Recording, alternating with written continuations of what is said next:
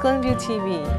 Thank you for joining us on Off the Shelf. My name is Yvonne Wolf. I'm here with our special guest, Dr. David Dean Brockman. Welcome. Thank you. Dr. Brockman, I know you are a psychiatrist for many years, and you have been very prolific in writing about adolescent behavior and young adulthood. Mm-hmm. Can you tell us a little bit about how you started on this topic? Well, it's a rather long story, but I'll try to be brief. It began with my psychoanalytic training, which started in the late 50s and early 60s. Because part of the training is the study of development of the human being, and the psychological part of that is emphasized, because in my medical training I was able to learn more about the physical organism, but then the psychological aspects were not taught very thoroughly in medical school. So, but in the course of my training in the psychoanalytic training, I learned about the period of adolescence, and it was one that was not so thoroughly developed in our language. Childhood, early childhood, and then adulthood, but there seemed to be an absence of training and learning about adolescence. And so I thought to myself, that's such an interesting period of life.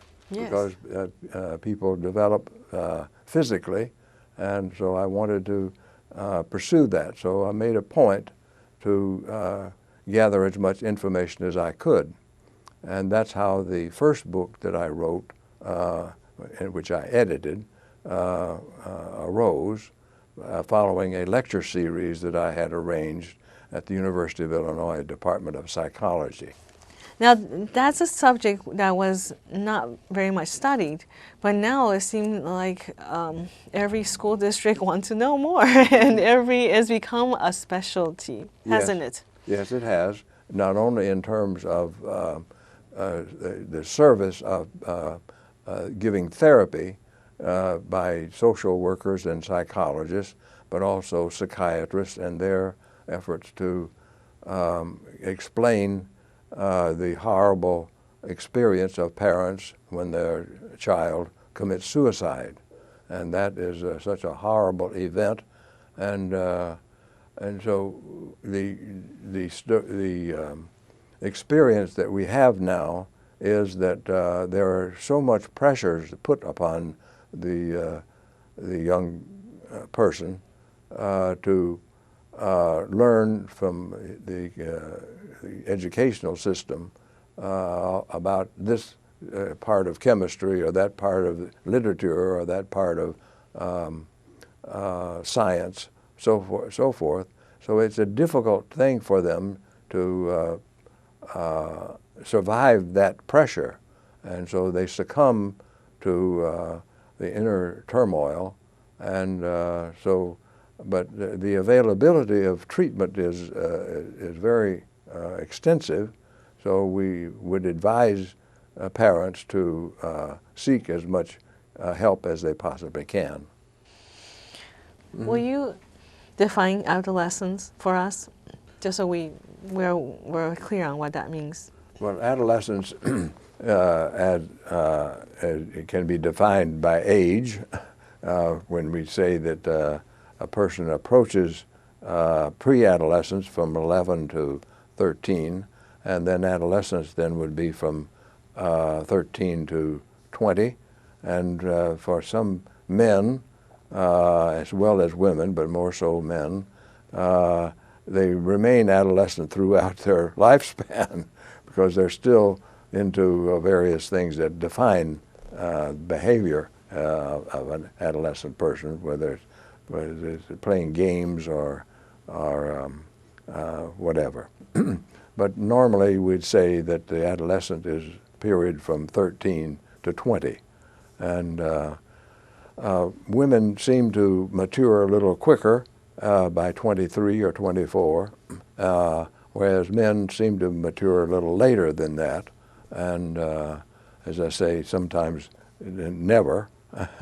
And so it's but the period of adolescence is is defined by behavior as well, and that behavior is not so much involved with giving and serving others as it is for serving oneself. Mm-hmm. And it is a period of time when the body is developing and the brain is developing, and there are many interesting features about the development of the brain now that we did not know even a few years ago, and that is that there are new cells being developed all the time, yes, as well as a pruning.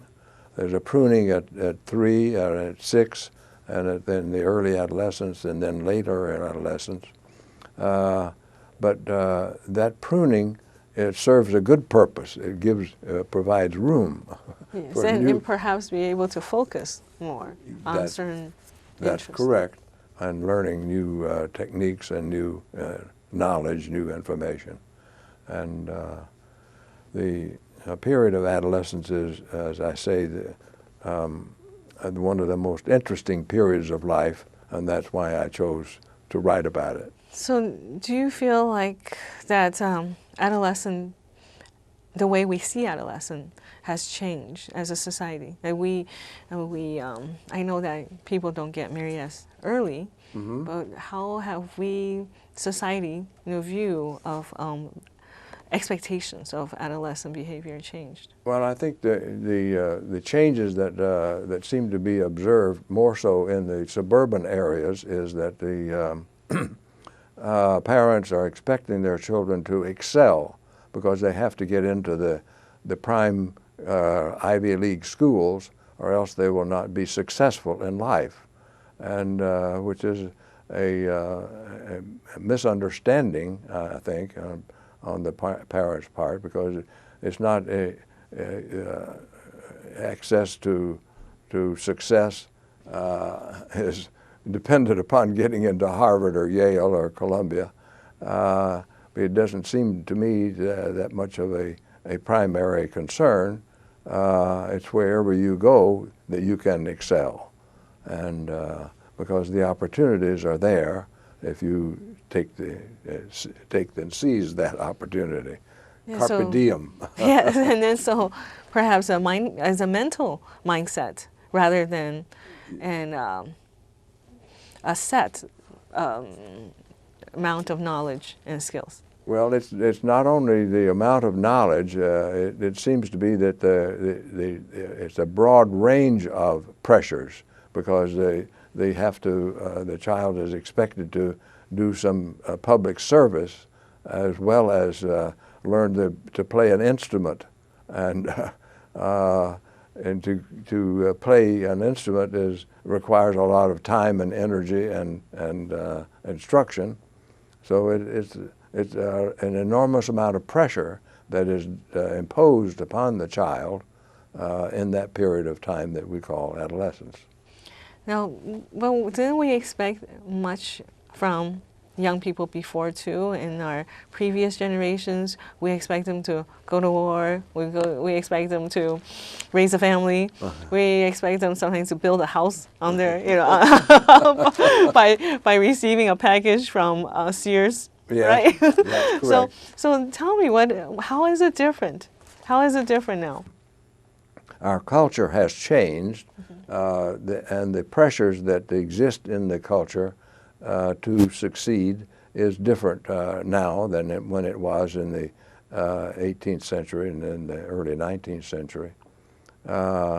Because people like Thomas Jefferson, for example, was a genius, and he was able to succeed in spite of the difficulties of travel, which is mainly by horseback or carriage, and yet he taught himself to read Dante and in the original and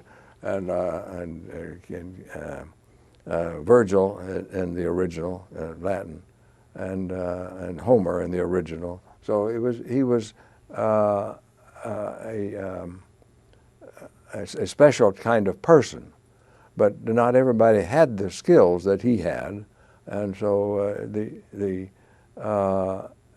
but when you have the desire, you can find the answer. You can find the way to succeed. I see what you're saying is that we're putting it backwards. Yes. So we should foster desire. Yes. Before asking them to achieve something. Is that Yes. what you're saying? In a way, yes. Mm-hmm. So foster the desire to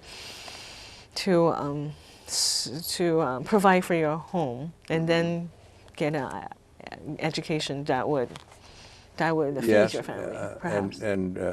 As a matter of fact, the pressures to survive were much stronger than the earlier period of our country than it is now. Survival is much easier with food that is so plentiful and available. Yes, but that's a false sense of survival, isn't it? I mean, just to be fed. Yes. Isn't that? It is a different kind of survival, yes. So how do we instill that sense of desire in children in the suburb who are well-fed and well-dressed? I don't really have all the answers to that question, but I believe that love is the most important ingredient in the raising of children, and in all of our culture, as a matter of fact, that the giving of love and the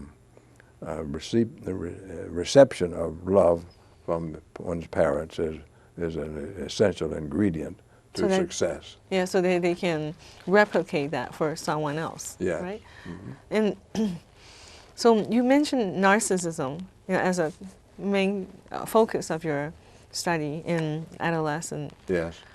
Can you define that and explain that a little for us? Well, narcissism is derived from the Metamorphosis book that Ovid wrote. Mm-hmm. By the way, he wrote that by himself, and when he was banished to the outreaches of the Roman Empire from having said something wrong about Caesar Augustus. And he wrote the whole Ovid wrote all the book of Metamorphosis from memory, mm-hmm. Total memory. He had no library where he was located. And the story about Narcissus is rather interesting, is because he fell in love with his image that he saw in a pool, mm-hmm. And then fell into the pool, but he pulled himself out and then went to sleep on a little island. He did not die in the pool. And Echo came to find him. So it's an interesting commentary on how narcissism has been named as a problem in our culture and our individuals. But it's a self-interest is what we mean by narcissism, mm-hmm. and a focus on oneself entirely, and being so consumed with oneself and not the other, because true love is not self-love. True love is giving of oneself, yes, to another. Yes, but this is normal adolescent behavior, right? Well, I think it's developmentally normal. Yes, but not to stay there until they're 20, right? That way. But it's a period of time when the child is flourishing and blossoming in physical language as well as mental language, and the young girl who is developing her body, and she's becoming more beautiful in a variety of different ways. And but that is a healthy self-interest, that you have to have some healthy narcissism. So one has to be more careful now in describing that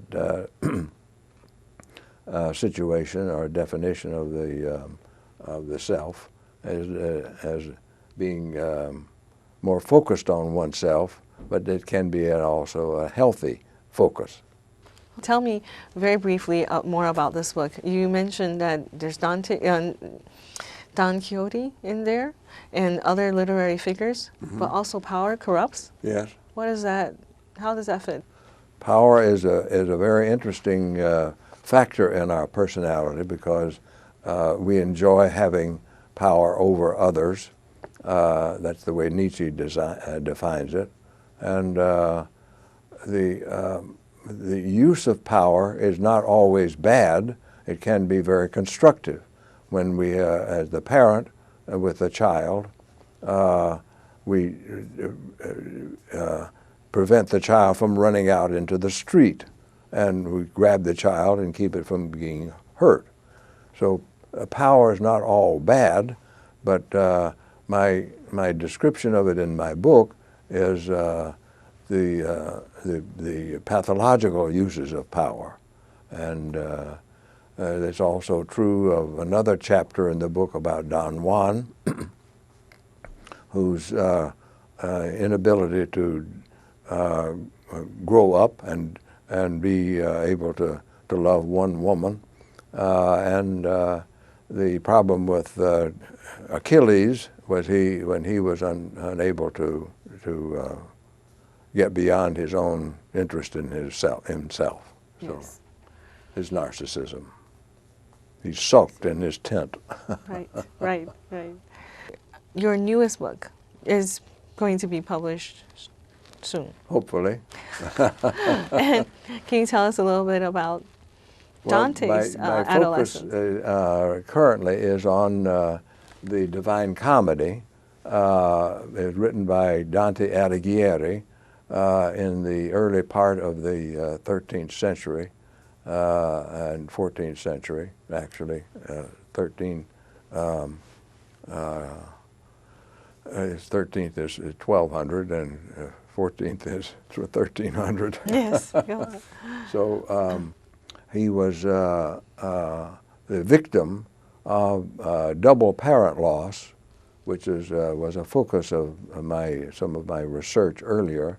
I belonged to a research group at the Institute for Psychoanalysis in Chicago, and we learned about the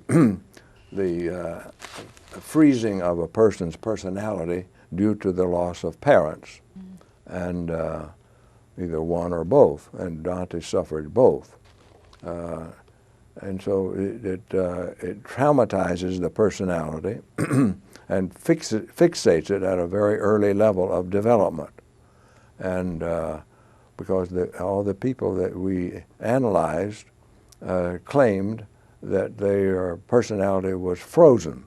They were unable to finish college, finish a doctorate degree, or get married, or to have a child, and because they felt that they would die if they did any of those things because of the parents' death when they were at a certain age.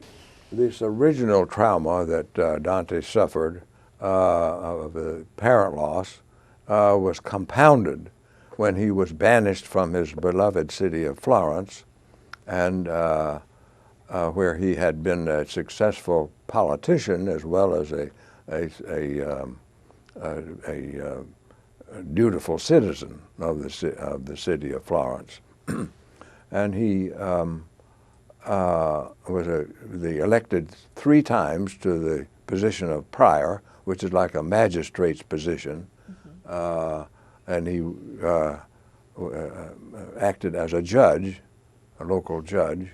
But when he was banished from the city, he had wandered around the area of northern Italy and was taken care of by various patrons, one of whom was called Can Grande della Scala. Francois was his first name, who was a famous man who was just recently been studied by an archaeologist. But Dante's life was so damaged, personality-wise damaged, because of this trauma of being banished from his favorite city. And so as he was so damaged, he was, my claim is that he was seriously depressed. And from his depression, he arrived at a way of curing himself through writing his poetry. And his Divine Comedy, the word divine was added 2 centuries later. So there was a double reason for his depression. So it it was a double both reason for his depression. banishment and as well as loss of a parent. That's correct. And in Divine Comedy, you found evidence of this depression. Yes. Can you give us a couple examples? Well, the examples are that the first example is when the poem begins in the Inferno, where he is on a mountain hoping to climb to the top, which he thinks is paradise, and he encounters 3 dangerous animals, and they symbolize his fears. And he claims that he is in the middle of his years at the age of 35, which is, according to biblical sources, the length of a person's life was 70 some odd years. So 35 would be approximately halfway through. So he says, in the middle of my years, I've lost my way. And so this is an example of a person self-reflecting upon how he feels he is not proceeding in a normal fashion. So that's the first evidence of depression. And then subsequently, he discovers that he is being helped now by someone being sent to his aid, and that person is Virgil, a famous Roman poet, Yes. whom he admires. And Virgil will then accompany him through his travels in through the Inferno. Mm-hmm. And that he has to learn from firsthand observation the worst things that can happen to people when they sin. So that's why he's in the Inferno. He has to see firsthand why people are so severely punished for their terrible sins. But Dante was not in his adolescence, was No, he was not in his adolescence, but my claim is that he did not finish development fully into true adulthood, even though he was physically an adult and had married and had some children. He was not fully adult in his psychology. So an arrested adolescent. He's arrested in the adolescent period. I see. So his capacity for love, his capacity for giving of love, was not adult. It was selfish and self-centered. But that is the lesson in this in the Inferno. That is right, because it's purgatory of what happens in selfish love. And through purgatory, he is able to discover that there is a defect in his personality, and that he needs to refine and clarify and purify his affectionate life into something that is much less selfless, less selfish, and more self-giving. Very fascinating. And so this is a part of his journey to God and his journey in terms of his development. In the end of his life, he ends up in Ravenna, Italy, and at that time his wife and 3 of his children join him there. It's an interesting period of life, an interesting life story.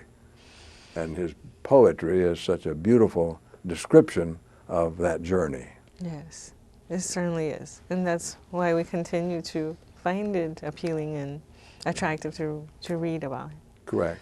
And do you feel that reunion in the end symbolizes not only that familiar reunion, but his psyche has made a recovery, full recovery? Yes. Mm-hmm. unfortunately, he passed away at the age of 57, following a mission that the Lord of Ravenna sent him to Venice for a diplomatic mission. And on his return from Venice, he stayed along the around the ocean shore, where it was swampy, and contracted malaria. Oh, and yes. It was a very severe form of malaria, the falciparum malaria, and that was his death at the age of 57. How tragic. A tragic death. Tragic for such a genius. How do you foster a young person to grow out of narcissism? Mm-hmm. Because you say, as you say, there's some healthy narcissism, but you don't want them to stay that way, stay stuck there. So how do you help them grow there out are of it? certainly a variety of ways, and certainly the parents are devoted to that task, because they know from their own personal experience that being so self-centered is not a successful project. And so they try to encourage their children to be of use and of help to each other through helping the younger child, the older child helping the younger one, doing tasks around the house, yard work or landscaping work, whatever the child is capable of doing, or of giving help to others outside of the home, helping with the infirm or homebound people, and elderly people, being able to be of use. Religious training is also an important part of that development. Whatever that religion is, it helps to create an identity, whether it's a Christian or a Jewish or Muslim faith. Right. It is important for the child to have some form of religious training, and because it enlarges the personality. Yes. And in the sense of other, right? and To being able to part give of oneself to someone else. Yes, and part That of helps to disengage from total self-interest. And it's a hard row to hoe. It's not simple. It's not as easily done as I'm describing it, because it takes a lot of time and effort, and of love, real love on the part of the parents. And it's primarily the job of the mother to provide that source of love. And her example is the chief means of accomplishment. But the father as well, he learns from the mother how to be the selfless love. Well, thank you, Dr. Brockman. Thank you so much for inviting me. It's a pleasure to meet with you and to talk with you, because this is a joy that I have had to write about something and to share my knowledge with others who would be interested to read what I've written. Well, thank you for joining us on Off the Shelf. We have our special guest, Dr. David Dean Brockman.